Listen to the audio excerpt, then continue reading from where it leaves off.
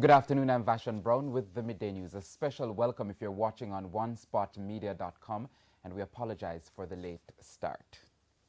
Tourism Minister Ed Bartlett is coming under pressure from the Jamaica Hotel and Tourist Association regarding his silence to the association's latest call for local Airbnb operators to be taxed and the sector regulated.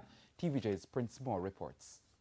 Hotelier and past president of the JHTA, Wayne Cummings, recently raised concern about lavish guest houses and villas operating under the guise of Airbnbs while charging thousands of US dollars per night while dodging tax authorities.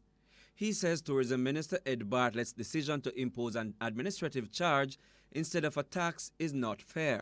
The decision was announced in July following a complaint from the JHTA. Mr. Cummings, who was speaking on Monday's edition of the Morning Agenda, outlined the importance of rules to govern the sector. The minister is a hard-working, very hard-working minister. But anybody who earns money in this country is required to pay taxes based on their level of income.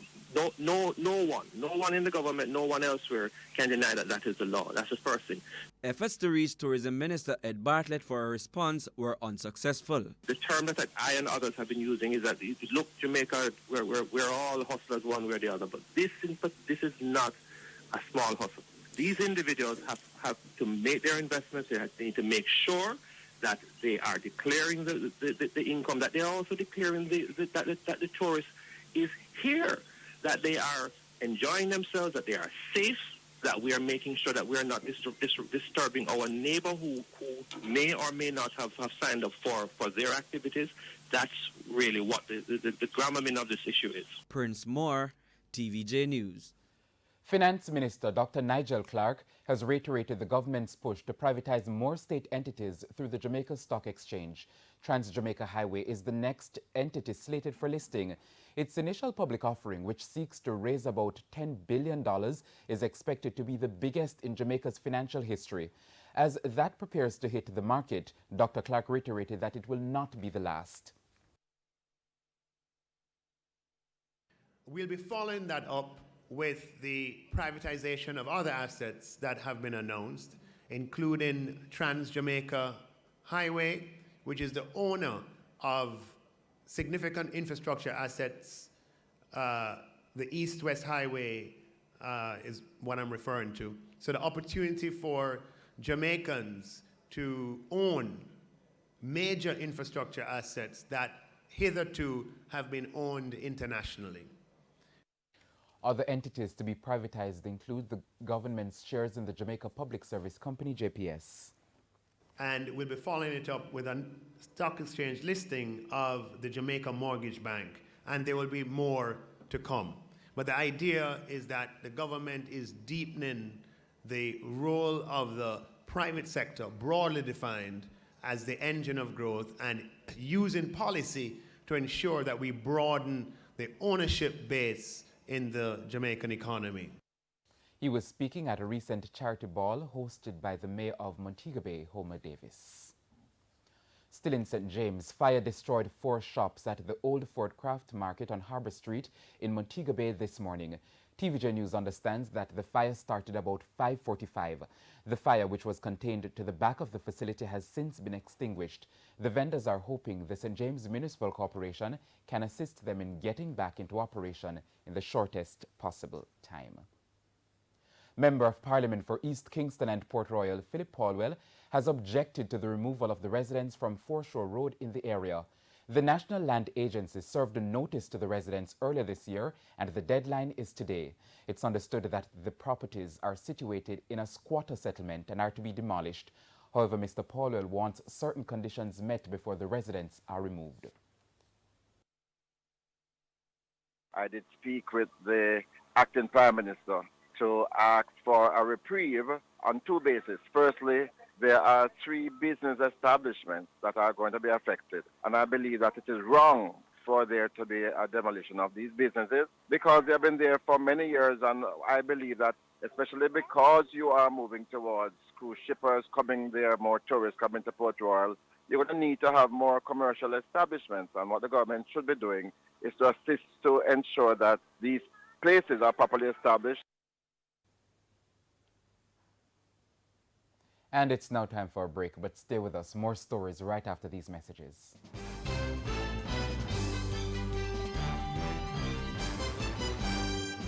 Welcome back. Continuing the news now.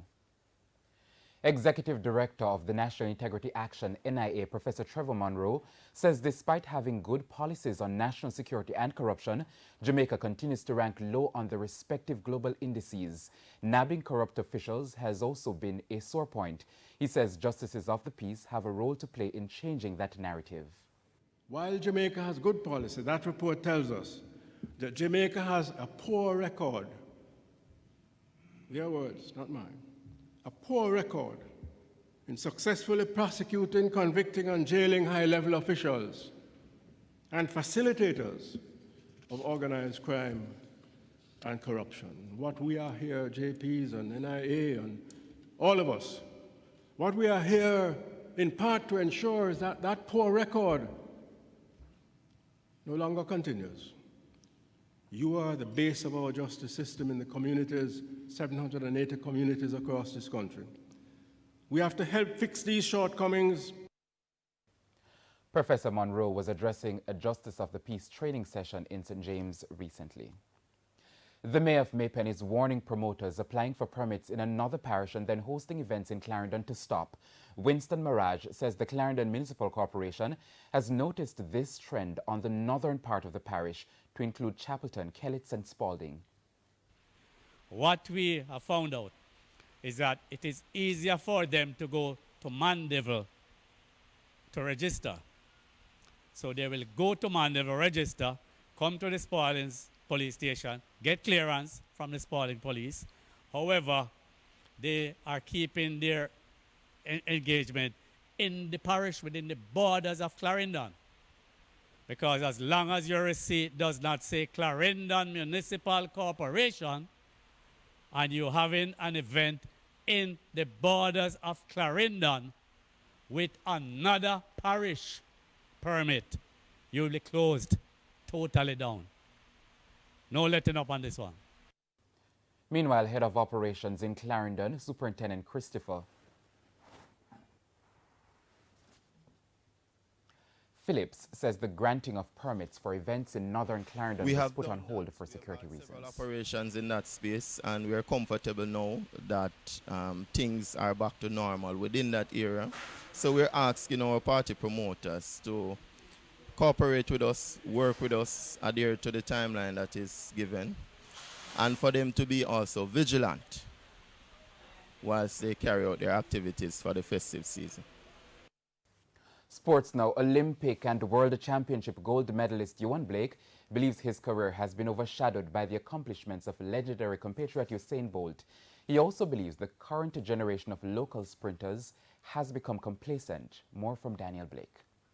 Although he has only claimed one individual medal in the last 7 years, Johan Blake is one of Jamaica's most successful sprinters of all time. The 2011 world champion has personal best times of 9.69 seconds in the 100 meters and 19.26 in the 200 meters. Those times are only bettered by compatriots.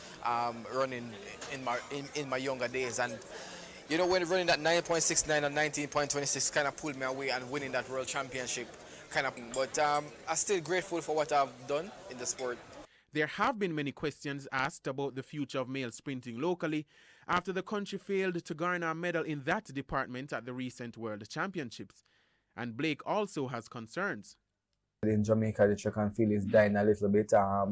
I don't know what happened to the younger generation, but we have a very good program, the Champs program, and also the primary program and the prep program that is going on really well, and there's a lot of talent coming out, and I just hope that they don't get too complacent and just can follow in our footsteps or also get better than us.